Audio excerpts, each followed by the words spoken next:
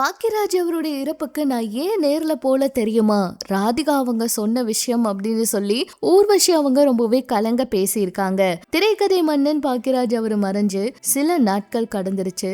அவரை நினைச்சு உருகிற குரல்கள் இன்னும் ஓயாம இருக்கு. அவரோடு பணியாற்றிய நடிகர்கள், இயக்குனர்கள், தொழில்நுட்ப கலைஞர்கள்னு பலரும் ஒவ்வொரு நாளும் தங்களோட நினைவுகளை ஷேர் பண்ணிட்டு இருக்காங்க. அந்த வரிசையில பாக்கியராஜ் அவருடைய இயக்கத்துல சினிமாவில் அறிமுகமான நடிகை ஊர்வசி அவங்க பேசி இருக்க வார்த்தைகள் பலரையும் கலங்க வச்சிருக்கு. சமீபத்திய பேட்டியில பேசின அவங்க பாக்கியராஜ் அவருடைய இறுதி சடங்குல ஏன் கலந்துக்க முடியல அப்படிங்கறத, அதற்கான வருத்தத்தையும் மறக்காம சொல்றாங்க. பாக்கியராஜ் சார் இல்லன்னு தகவல் வந்தப்ப ஷூட்டிங்ல இருந்தேன். அதனால இந்த விஷயம் எனக்கு உடனே தெரியல. தெரிஞ்சது ரொம்ப அதிர்ச்சியா இருந்துச்சு. மறுநாள் காலையிலேயே போய் அவரை பார்த்துடணும்னு முடிவு பண்ணிட்டேன். அடுத்த நாள் அதிகாலையிலேயே கிளம்ப தயாரா இருந்தப்ப சீக்கிரமா அடக்கம் நடந்துடும், முடிஞ்ச அளவுக்கு வேகமா வாங்கன்னு ராதிகா மேடம் போன்ல சொன்னாங்க.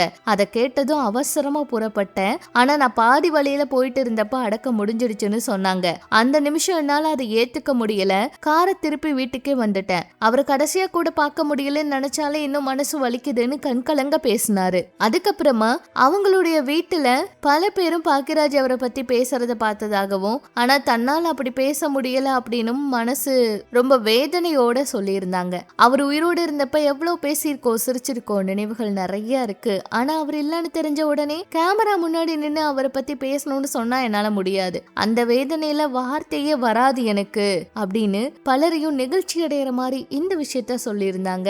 பாக்கியராஜ் அவர் இதான் தமிழ்ல ஊர்வசிக்கு ஒரு அடையாளத்தை வாங்கி கொடுத்தவர். சினிமாவில தனக்காக ஒரு முக்கியமான வாய்ப்பை கொடுத்த மனிதரை கடைசி முறையா பார்க்க முடியலன்னு ஏக்கம் இன்னும் அவங்கள விட்டு போகலன்னு தெளிவா சொல்லியிருக்காங்க. இப்ப கூட யாராவது இது எல்லாம் கனவு, பாக்கியராஜ் சார் திரும்ப வந்துட்டாருன்னு சொல்லிட மாட்டாங்களாங்கிற எண்ணம் இன்னும் மனசுல இருக்கு. அவர் இல்லன்னு ஏத்துக்க ரொம்ப கஷ்டமா இருக்கு. ஊர்வசி அவங்க சொன்ன இந்த விஷயங்கள் சமூக வலைதளங்கள்ல அதிகமா பகிர்ந்துட்டு இருக்காங்க. பாக்கியராஜ் அவருடைய பிரிவை இன்னும் ஏத்துக்க முடியாம தவிக்கிற திரையுலக மனநிலைய இது பிரதிபலிக்குதுன்னு கூட சொல்லலாம். ஏன்னா அந்த அளவுக்கு யாராலையும் அந்த நல்ல மனிதரை இழந்ததை ஏத்துக்கவே முடியல. இப்போ வரைக்குமே பார்த்திபன் அவர் கொடுத்த பேட்டிகள் எல்லாம் சமூக வலைதளங்கள்ல பார்க்க முடியுது. அவர் எல்லாம் ரொம்ப வேதனையோட பேசியிருந்தாரு. என்னால இதை தாங்கிக்கவே முடியல.